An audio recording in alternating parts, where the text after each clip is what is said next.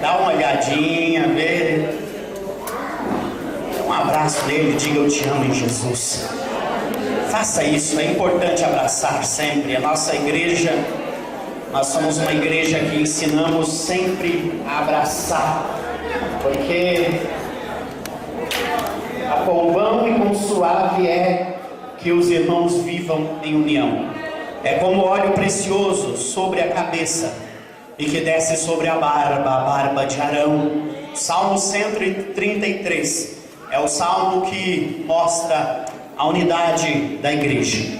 Queridos, sem perder tempo, eu quero já inicialmente agradecer a Deus, louvar a Deus pela vida desta casa, desta igreja.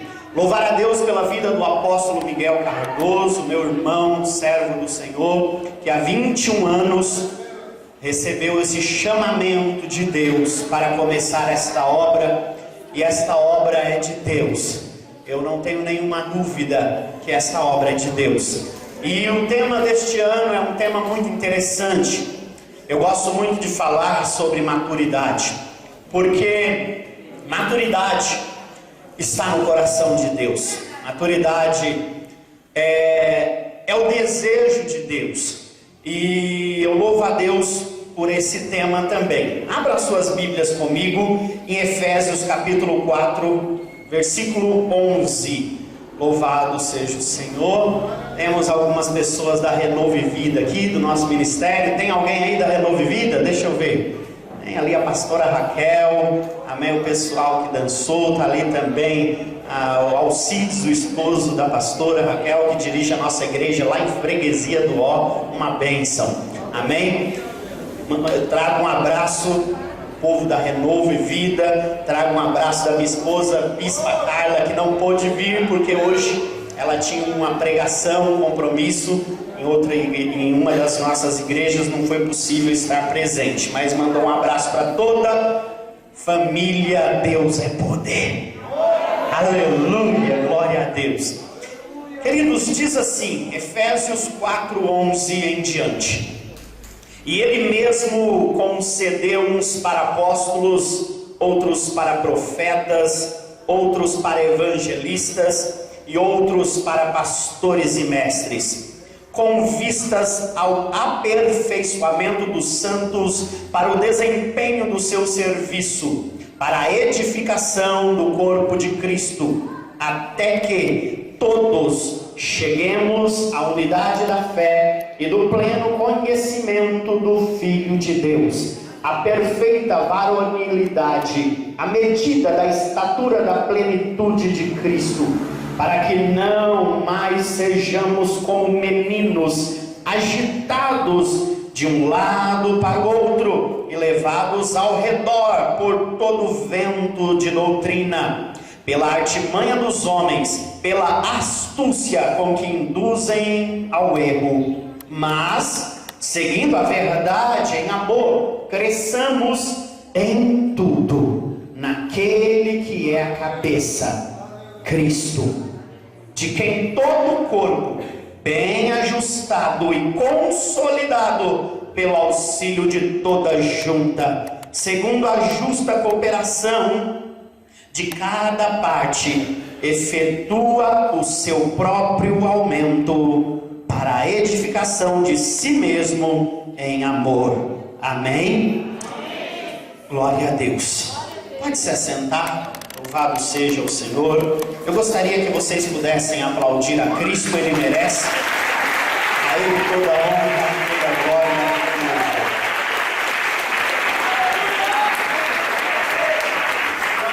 Quero partilhar com vocês o que está no meu coração acerca de maturidade. Eu acredito que o cristão que não entendeu, ou ainda não entendeu, que o desejo profundo do coração de Cristo é que nós venhamos viver esta maturidade que Ele, o próprio Senhor, o desejou para nós.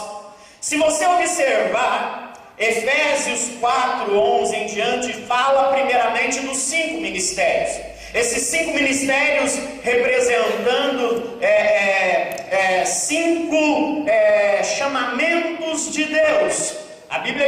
que foi o Senhor, não foi Paulo, não foi Pedro, não foi João, não foi nenhum apóstolo, não foi nenhum outro homem, nem os patriarcas, nem os homens profetas que serviram o Senhor, não foram eles quem deram a igreja. A Bíblia diz assim, olha o que diz o versículo de número 11, porque Ele mesmo, Ele quem? Jesus, a Bíblia diz aqui mesmo em Efésios 4, que subindo ao céu, Ele levou cativo o cativeiro e deu dons aos homens.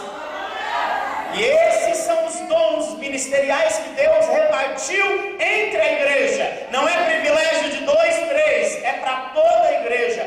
A igreja recebeu dons ministeriais. Eu não estou falando de dons apenas como profecia, de curar e etc. Eu estou falando dons ministeriais. Uns para apóstolo, porque apóstolo tem um dom ministerial de governar. O apóstolo é governo na igreja. E a Bíblia diz, ele chamou uns para apóstolos, outros para as profetas. O profeta, ele direciona a igreja, ele aponta a igreja, isto é, ele aponta o caminho. Então eu entendo que o Senhor está preocupado não apenas com o governo, Ele está preocupado com alguém que vai indicar o caminho. Isto é, o apóstolo, ele é o governo da igreja. O Senhor colocou sobre ele a governança, mas colocou sobre o profeta o apontar, não o apontar de dedo para criticar, não o apontar de dedo para incriminar, não, mas o apontar o caminho, dizer, é por aqui que devemos ir, consolidando o ministério apostólico. E aí diz, aqui mesmo no versículo 11, que ele também deu uns para evangelistas. É interessante que o pastor, o apóstolo tem o chamamento para governar, o profeta para apontar o caminho, o maior dedo é do evangelista, porque ele se estende. O evangelista não fica dentro da igreja, ao contrário disso, ele está fora da igreja. Em outras palavras, nós, como servos do Senhor, devemos fluir no evangelismo. Isto é, não só aqui entre quatro paredes. Deus não nos chamou para viver em quatro paredes. Aqui nós viemos para ouvir a palavra, receber a palavra, ser cheio da graça do Espírito nesse tabernáculo. Porém saímos daqui, levante a sua mão. Quando saímos daqui, nós saímos daqui para fazer a grande obra de missões que Deus tem para nós, que é levar o evangelho. Digam amém. Amém. É interessante que dentro desses 5 ministérios há também o ministério de pastores.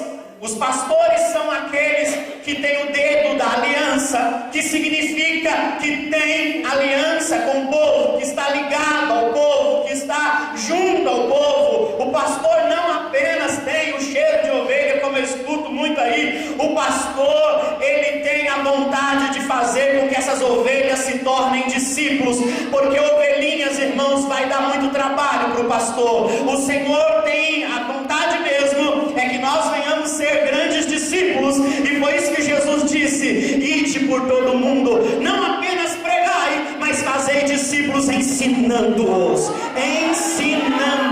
o que? A todas as coisas. E por fim temos, representando a mão, 5 ministérios. Temos o mestre, que é o professor, o doutor, que é aquele que tem a capacidade de ensinar, a capacidade de lecionar, a capacidade de instruir. E dentro desses 5 ministérios, então o Senhor abre dizendo, através do apóstolo Paulo, dizendo: eis, ele mesmo, Jesus, concedeu uns para apóstolos, outros para profetas, outros para evangelistas, outros para pastores e mestres. E aí, a finalidade disso tudo, irmãos, tudo que Deus faz tem uma finalidade. Às vezes eu fico vendo uns crentes e até líderes, com todo respeito, falando algumas coisas. Não, tudo que Deus fez e faz tem um significado. O Senhor, isto é, aqui está dizendo o seguinte: com vistas a um propósito. Deus não faz nada sem propósito. Há um propósito, e o propósito é com vistas o aperfeiçoamento dos santos. Diga comigo: aperfeiçoamento dos santos. Deus está nos chamando de santos. Está dizendo que Ele vai nos aperfeiçoar. Como? Através dos 5 ministérios. É por isso que Deus tem resgatado os 5 ministérios da igreja que se perdeu logo depois da morte de Cristo. Alguns anos, mais ou menos 100 anos depois, se perdeu os 5 ministérios. E aí surgiu bispos, surgiu que também não que não esteja dentro desse pacote ministerial, mas surgiu pastores. E apenas agora, há pouco tempo atrás, surgiu aí os grandes evangelistas e se levantaram os grandes mestres. E agora Deus está restaurando o último ministério que se perdeu, que era o ministério apostólico, para que a igreja possa fluir no Espírito. Levanta a sua mão. Você faz parte de uma igreja que está sendo restaurada. Você faz parte de um povo que está sendo amadurecido. Nós somos a igreja, a geração da vinda do Messias. O Maranata está próximo e por isso Deus tem pressa e maturidade sobre nós. Pode aplaudir? Eu creio que somos hoje.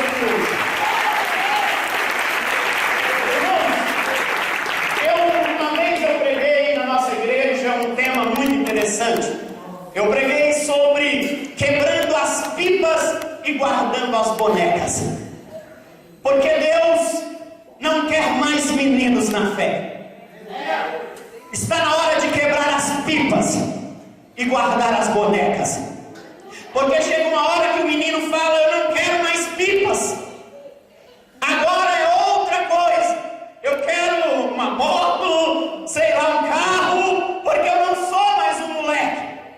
E a moça diz: eu vou guardar minhas bonecas, porque eu não sou mais menina, eu sou uma mulher. E é isso que se espera de qualquer ser humano, que ele cresça, que ele biblicamente não, naturalmente dizendo, se espera de qualquer pessoa que ele se desenvolva, que ele cresça. É claro que se o menino tem 10 anos e ele tem apenas 1 metro, você vai ficar assustado. Se ele tiver com 20 anos e tiver ainda com 1 metro, você vai dizer: o meu filho é um anão. E biblicamente dizendo, nós temos que crescer. O próprio apóstolo Pedro, depois de ter recebido grande sabedoria, não apenas da parte de Deus, mas também humana, ele disse: crescei na graça e no conhecimento do Filho de Deus. Levante a sua mão. É tempo de quebrar as pipas, é tempo de guardar as bonecas para rumo à autoridade que o Senhor tem para nós. E a maturidade do Senhor está em nós. Diga comigo: maturidade. Já. Maturidade, irmãos, é o que? Apóstolo, é o que maturidade? Se entende que uma pessoa madura é uma pessoa que se desenvolveu, ela alcançou uma estatura, ela chegou aonde ela deveria chegar, ela não ficou parada. A Bíblia está dizendo no versículo 12 do capítulo 4 de Efésios, que é para o aperfeiçoamento dos santos e para o desempenho do seu serviço, para edificação, olha só os fins, para edificação do corpo de Cristo, até que cheguemos. Será que nós já chegamos lá? Essa é a pergunta da noite. Será que eu cheguei a essa maturidade que Deus espera que eu venha a ter? Será? Até que chegamos o quê? A unidade da fé. Meu Deus, aqui já quebra quase tudo. Será que nós vivemos a unidade da fé? Você sabe o que é unidade? Porque nós sabemos muito o que é união. Sabe a diferença de unidade e de união? A união é um grupo em torno de uma coisa. Todos estão com o objetivo daquela coisa, mas individualmente cada um tem um motivo pessoal. A unidade não. Jesus, no capítulo 17 de João, ele ora dizendo assim: para que todos sejam um. A diferença de unidade é que a união, um exemplo, é como um saco de batata. Pensa um saco de batatas. Tem ali umas 50 batatas dentro daquele saco. Tem batatas menores, maiores, sei lá. E você olha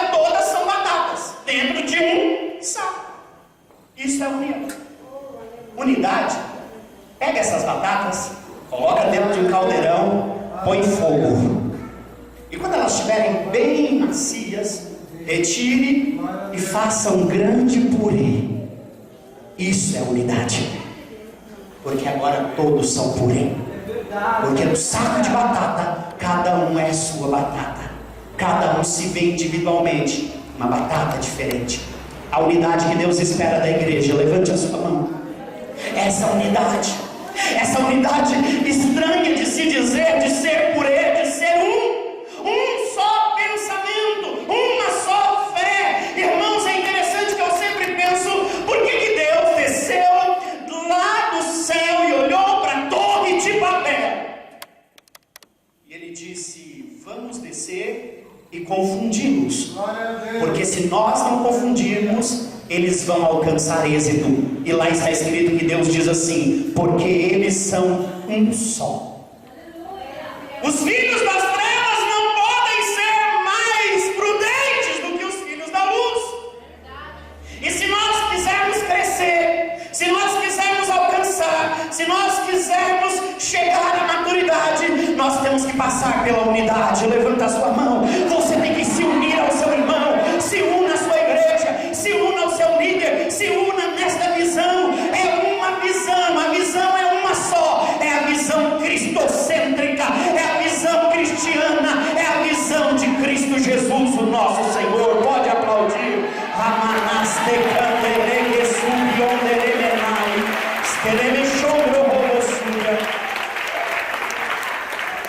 Diga comigo, eu preciso alcançar maturidade. Amém? Em outras Bíblias diz assim, e chegar à unidade da fé e do pleno conhecimento do Filho de Deus, a estado de homem feito. Em outras Bíblias diz, a estado de homem maduro. Maduro, é isso que Deus espera de nós. Irmãos, eu quero partir, não tenho muito tempo, eu não quero cansar os irmãos, eu sei que Deus já tem falado aqui através dos louvores, mas existem alguns passos que Deus espera de nós, para que nós venhamos crescer mais em maturidade. Ora, uma igreja madura, olhe para cá, isso é sério, uma igreja madura é uma igreja saudável. E eu tenho perseguido isso, eu sei que parece quase impossível aos olhos de algumas pessoas, mas eu tenho buscado viver em uma igreja saudável, uma igreja que o irmão não fique olhando e julgando apenas o seu outro irmão, porque a igreja saudável é essa. Jesus disse, não julgueis, para que não sejais julgados. E se tem uma coisa que a igreja sabe fazer muito bem, só é julgar as pessoas. A Bíblia diz que o Senhor nos ensina assim, sede tolerantes com os fracos da fé. Você acha que você tem muita fé? Então tolere quem você acha que não tem. Eu olho para a Bíblia e eu vejo o Senhor nos ensinando, mas o grande problema, que é a verdade sobre a maturidade, apóstolo Miguel, é que a maturidade, ela não é automática. Não adianta a gente colocar um tema, esse ano, maturidade. A maturidade tem que ser trabalhada, o terceiro, o quarto, o quinto ano, maturidade é trabalhada. A maturidade não é automática. Ora, ninguém aqui nasceu e logo no outro dia você falou. Será até estranho. Imagina, criança já nascer mamãe, tira daqui, peraí já. Não, vai desenvolver. Vai desenvolver. Ninguém se torna maduro automaticamente. São pessoas que vão desenvolvendo a maturidade. A verdade sobre a maturidade é que a maturidade é um processo e não há atalhos. Não há atalhos. Uma vez aqui próximo de nós, infelizmente tinha uma igreja com um pastor falto de sabedoria. E eu me lembro que esse pastor, ele resolveu que aquele ano seria o ano do avanço ministerial da igreja. Então ele decidiu ungir as pessoas que estavam ali a pastores. E tinha um rapaz que estava 6 meses na igreja, cheio da graça, do poder, da unção, indo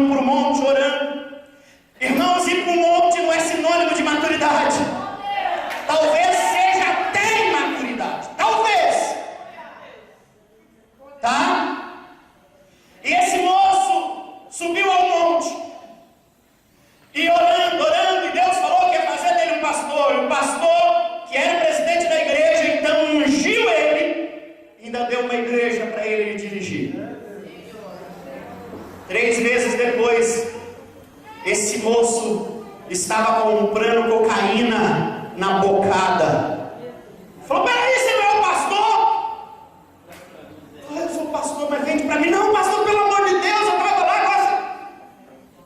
E aquele pastor que ungiu ele precipitadamente, não vendo que não é só o poder do Espírito na tua vida.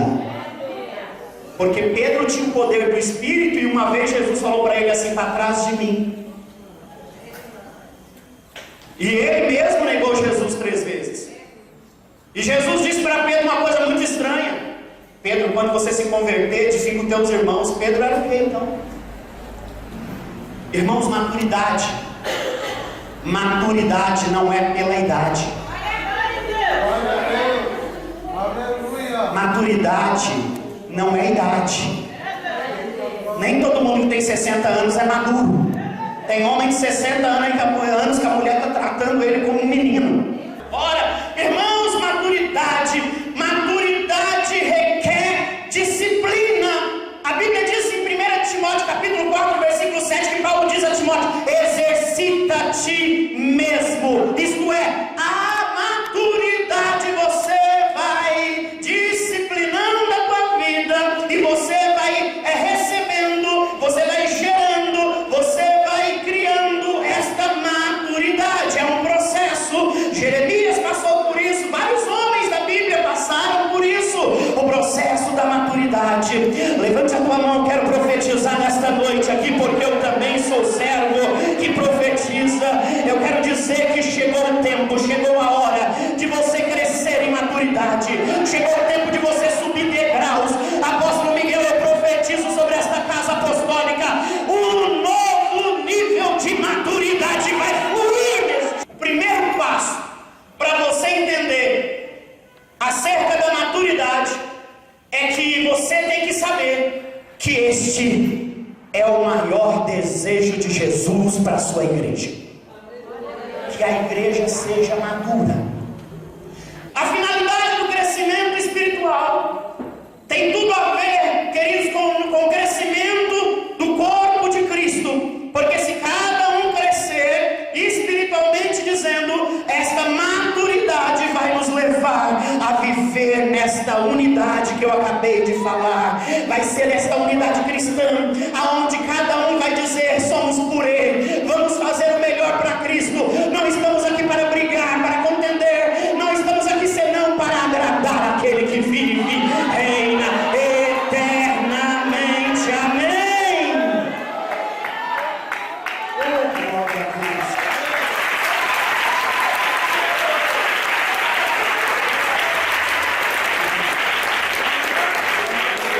Busque mais conhecimento. Irmãos, eu não tenho muito tempo, mas deixa eu falar uma coisa. Nós temos que buscar conhecimento, porque quando nós buscamos mais conhecimento, e aqui eu vou abrir, tá? Não só conhecimento bíblico, teológico, né? Bíblico, leia-se teológico, não só conhecimento de Deus, porque há uma confusão na terra, hoje já deu uma melhorada, de que parecia que nós só tínhamos que buscar o conhecimento de Deus. E aí as pessoas que estavam lá fora, que não eram cristãs, não conseguiam comunicar com a gente, porque não tinha na igreja um crente psicólogo, não tinha na igreja um crente advogado, não tinha na igreja um crente médico. E aí havia uma divisão. A pessoa chegava e falava: eu fui mandado embora do emprego e eu preciso consultar um advogado. Não precisa não, Jesus vai me dar vitória. E não vai, Jesus não vai dar vitória. Sabe por quê? Porque às vezes nós temos que contratar um advogado, sim. Porque a Bíblia diz que o próprio Senhor Jesus é o nosso advogado. E se Ele deixou advogado, se deixou lei, Ele deixou as leis morais lá para Moisés, deixou as leis cerimoniais e outras. Então, nós também podemos, às vezes, que procurar um advogado. Vamos orar, mas espera aí, doutor, me ajuda aí. Lembra da mulher que orava e dizia: faça-me justiça contra o meu adversário? Nós queremos a justiça divina divina, mas se a da terra ajudar, glória a Deus. Quem entendeu, diga amém. Então, nós temos que conhecer, irmãos. Não apenas Deus, isso é maravilhoso, isso é primordial, aleluia. Mas nós temos que entender, nós temos que saber. Por isso que Paulo fez a diferença. Porque Pedro só ficou com a turma judaica. Paulo não. Paulo era cidadão romano. Paulo, além disso, ele era judeu. Além disso, ele era poliglota, falava várias línguas. Tem gente que não fala nem português direito. Paulo era poliglota. Quantas cartas Paulo ditou e foram escritas por ele, através dele? Porque ele era inteligente demais. Ele tinha faculdade. Ele não tinha só conhecimento de Deus. Também tinha, porque cresceu aos pés de Gamaliel. Ele era doutor em teologia, ele sabia. Ele só não conhecia Jesus e não entendia que o Messias havia chegado. Mas quando cai no caminho de Damasco, ele escuta: Saulo, Saulo, por que me persegues? Ele diz: eu estou perseguindo a seita dos nazarenos. Mas quem és tu? Ele diz: eu sou Jesus. Opa, peraí, você é quem? Então tu existe, é verdade? Agora eu sou teu, agora eu sou todo teu. E o Senhor disse a Ananias: vá à rua direita. Ele é para mim um vaso escolhido para levar aos gentios a minha palavra. Crescer na graça e no conhecimento. Pode aplaudir. Nós precisamos crescer.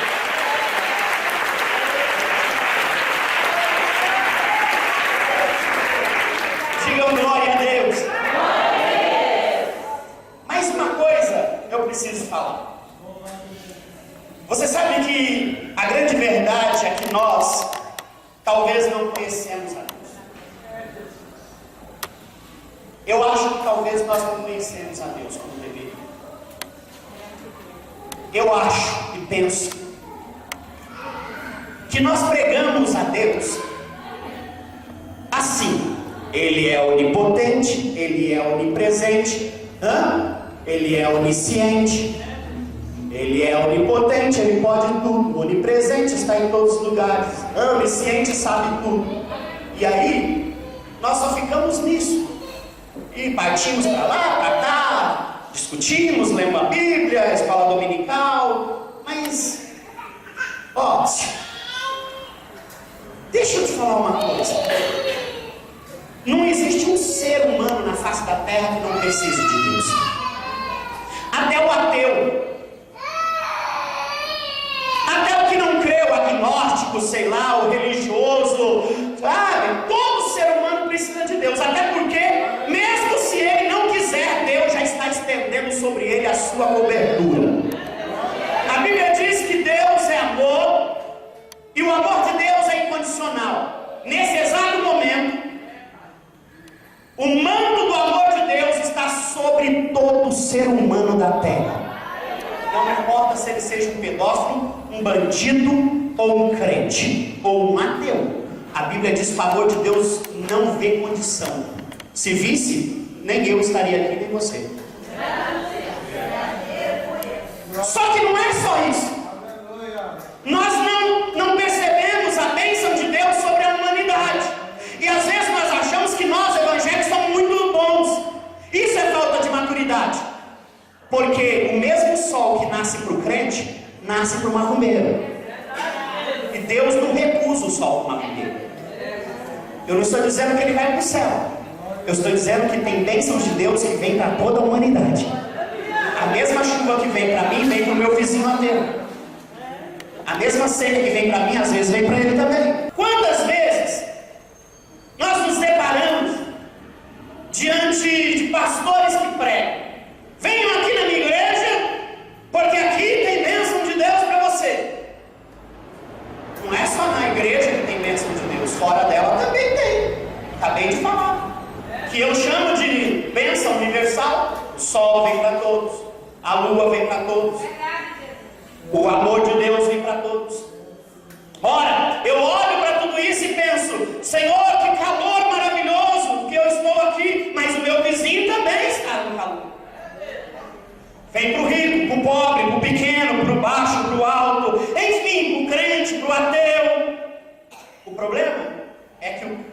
ateu continua debaixo do jugo do pecado.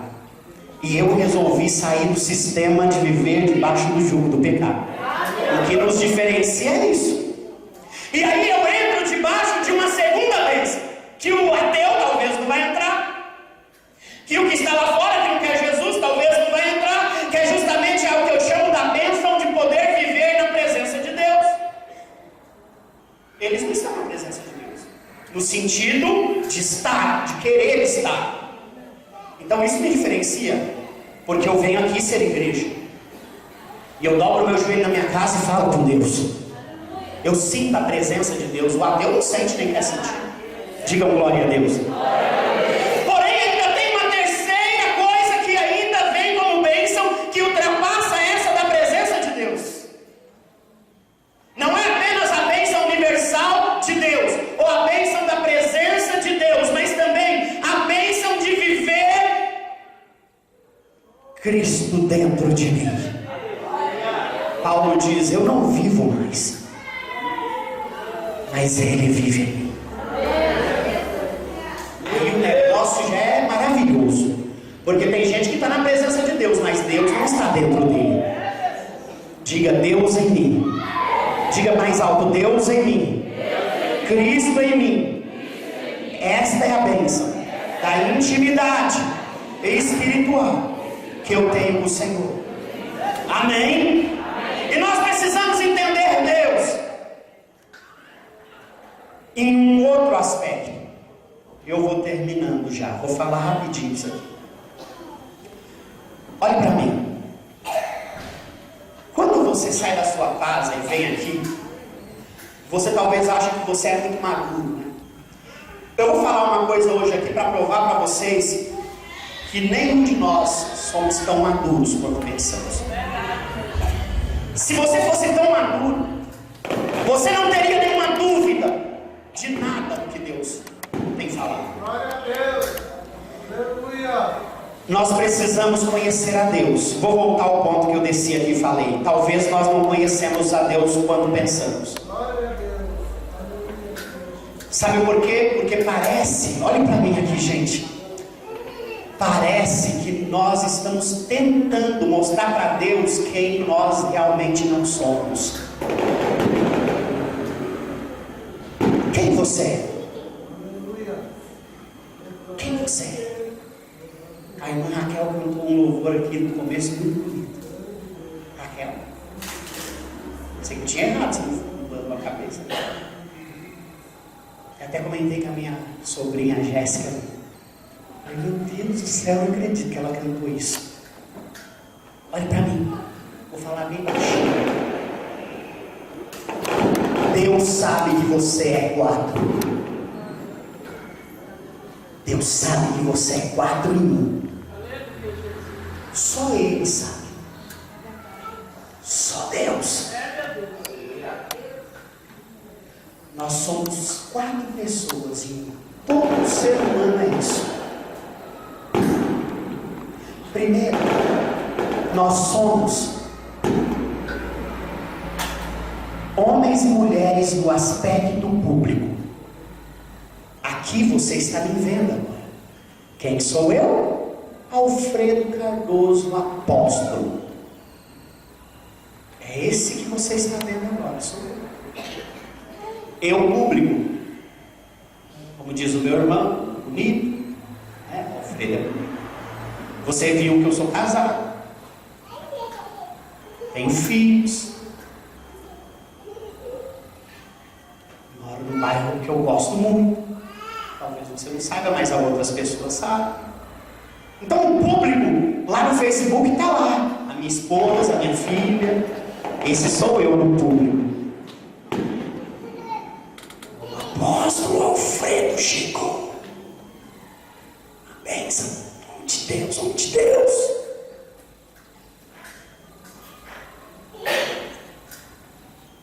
É isso mesmo? Eu sou muito bom.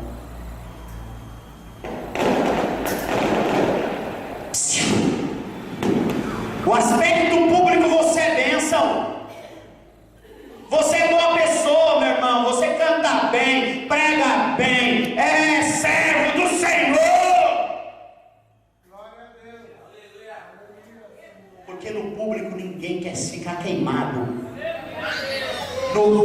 público você não mostra quem você é totalmente.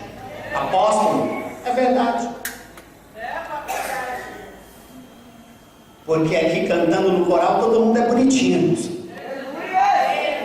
O mundo é lindo. Mas eu quero ver você no segundo aspecto que só Deus sabe, que é o privado. O público é aqui, o privado é quando você vai para a tua casa. Porque lá na tua casa, teu filho sabe quem você é. Tua esposa sabe o marido que tem. Sua filha sabe que pai que ela sabe. Não adianta, aqui você pode ter performance, cantar, tocar, pular, dançar. O filho vai olhar e falar: pai. Filho. Pai, para. Menos.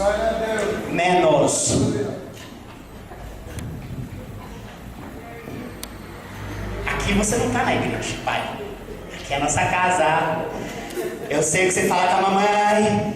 Eu sei que hora que você acorda. Eu sei como você se veste. Eu sei as suas iras, seu tique nervoso. Fala, Jeová. Porque no público você é uma coisa, pai. Mas aqui eu sei quem você é. Aqui no privado eu sou conhecido pelos meus amigos. Eu sou conhecido pela minha esposa. Porque aqui no público eu posso falar que eu amo a minha esposa, mas lá no privado é que eu provo. Nós precisamos conhecer mais a Deus. Não adianta você ter performance em público e no privado você está queimado.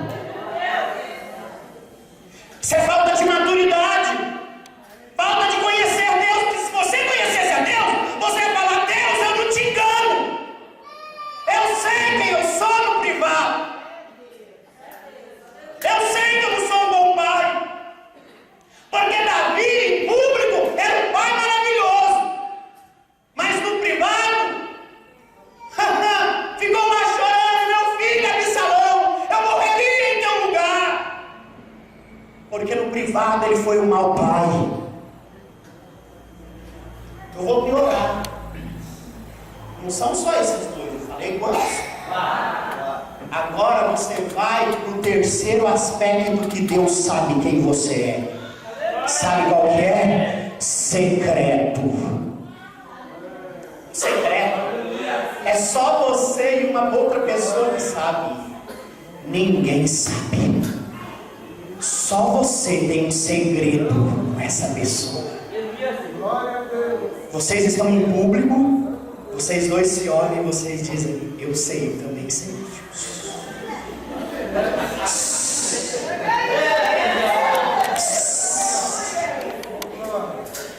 Porque aqui é só você e ele. Você olha para sua esposa e fala: lembra, 20 anos atrás ela... nossos filhos podem saber. Só você e ele sabe. E ó, se outra pessoa souber, você está perdido. E Deus está lá olhando, dizendo: estou aqui. E Deus estava dizendo: ei, estou aqui. E ele acha que Deus não está vendo. Aí chega aqui, a performance, Deus olhando lá. Seu imaturo, seu moleque. Ainda prega o que não vive. Uma vez eu ouvi uma conferência, eu nunca mais vou esquecer. O pastor falou: gente, não prega não, prega outra coisa. Pelo menos não prega. Está pregando contra e você está fazendo? Você está lá no seu secreto lá, ó. Deus te vê no secreto. Deus te vê no privado. Deus te vê no público. Ele te vê aqui. Ele te vê na sua casa. Ele vê os seus segredos. Tem coisas que eu e a minha linda esposa Carla Cardoso, nós vamos levar levar para o cemitério. Ninguém nunca vai saber. Apóstolo, não conte. Guarde para você. Porque Deus já conhece o seu segredo. Uma certa feita eu estava na nossa igreja. E chegou uma moça para mim e disse: apóstolo, eu preciso confessar algo. Eu preciso falar. Uns anos atrás aconteceu uma coisa, eu sei que eu vou morrer e eu não quero levar isso para a sepultura. Eu preciso dividir com o Senhor, porque o Senhor é homem de Deus. E aquela irmã caridosa, amorosa, intercessora, começou a me relatar: apóstolo, eu tenho filho. Eu digo: eu sei, você tem 3. Não, mas eu tenho um filho que não é do meu marido. Vamos. Eu falei: misericórdia, que você está me falando? Eu tinha 3 anos de igreja, nós tínhamos aberto a igreja há 3 anos, eu não tinha nada preparado para aquilo ainda. O que é isso? É queimando o Satanás do inferno, mas o diabo. Já pensando aí o marido, né? E a gente é religioso demais. A mentalidade religiosa, ela vai queimando as pessoas. Eu olhei para aquela moça e falei para ela assim: eu não acredito, você tem um filho que não é teu. Ela falou: apóstolo, o filho não é do meu marido e também não é meu. Peraí, você tem um filho que não é do teu marido, mas também não é teu? Não. E é de quem, criatura? Glória a Deus. Aleluia. Irmão, posso falar? Eu queria morrer, mas não queria que a irmã tivesse contado no segredo dela. Porque ela me disse, antes de me converter, eu queria muito meu filho. E eu não podia. Então, tipo assim, eu fingi uma gravidez. E roubei uma criança. Nós falamos, por que ela não contou? Eu olhava para ela com raiva. Eu fiquei com muita raiva daquela irmã. Era melhor que ela morresse. Só Deus ia saber. Eu não estou incentivando você a contar o seu secreto, não. Eu estou dizendo para você entender e crescer em maturidade que Deus sabe. Talvez você não sabia, você só disse que ele é onipotente, onisciente, mas não tem ninguém literalmente te nomeou em palavras. Esta é a fala correta. Ninguém te nomeou em palavras o que é isso. E por fim, Deus te vê no quarto aspecto. Ele te vê no oculto. E aqui, meu, o negócio é filho. Aqui você é Paulo quando diz: miserável homem. Porque só Deus sabe o que você pensou quando você olhou para aquele homem e para aquela mulher. Só Deus sabe o quão miserável você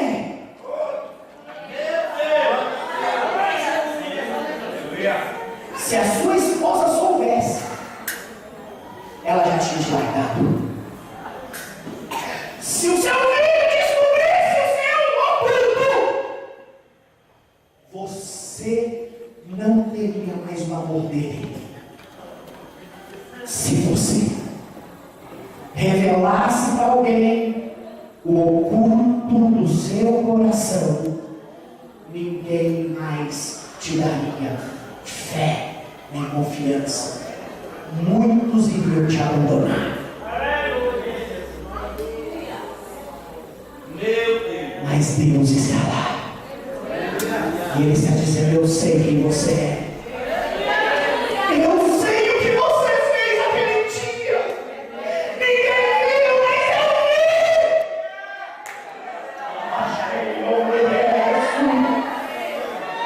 Se meu filho, Deus não revela para o pastor, não revela nunca.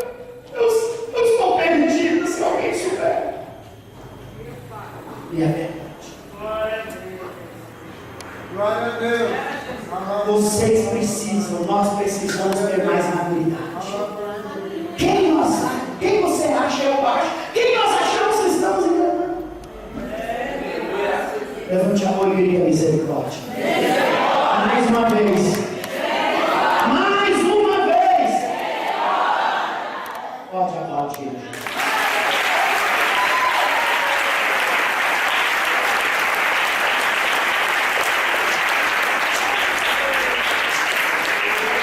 Infelizmente não vai dar para eu dar os passos todos, mas eu vou deixar com vocês o versículo.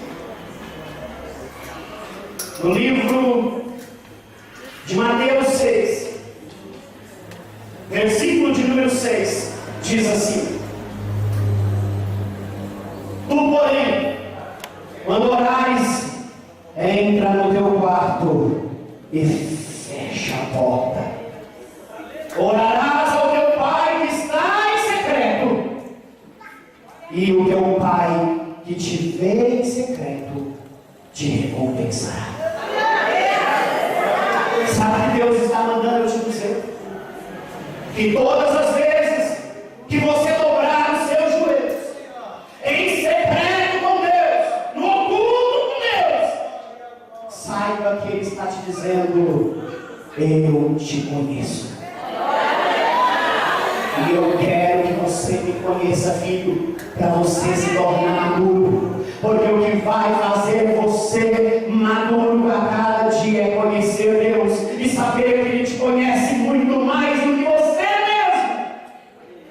E Ele mesmo assim, te conhecendo no seu erro, no seu pecado, Ele te ama. Ele está te dizendo: eu te perdoo, meu filho. Eu te perdoo. Eu te perdoo porque você não é tão forte. E aí por fim eu tomo as palavras do apóstolo Paulo que diz: miserável homem que sou, quem me livrará do corpo desta morte? Porque eu, Paulo, subi ao terceiro céu e vi coisas inefáveis que ao homem não é lícito nem a falar. Porém o Senhor permitiu que um esbofeteador de Satanás viesse até mim, e eu orei dizendo: Senhor, passa de mim este mal. E o Senhor disse: a minha graça te basta. Poucas vezes eu ouvi pastor falando por que Deus permitiu isso na vida de Paulo. Sabe por quê? Porque Paulo se exaltou, ele mesmo disse, para que ele não me exaltasse mais. Porque ele falou da terceiro céu, meu irmão. O cara vai aqui na nuvem pertinho, já está sentindo o querubim. Imagine como o céu. Eu fui até o céu, igreja. Aí Deus falou: te virou contra o Paulo. Te vi pertinho ainda no final. Menos. Glória a Deus. Levante as mãos e diga: me ajuda, Senhor. Diga mais alto: me ajuda, Senhor. Eu preciso crescer na graça e no conhecimento. Pode aplaudir ao Senhor.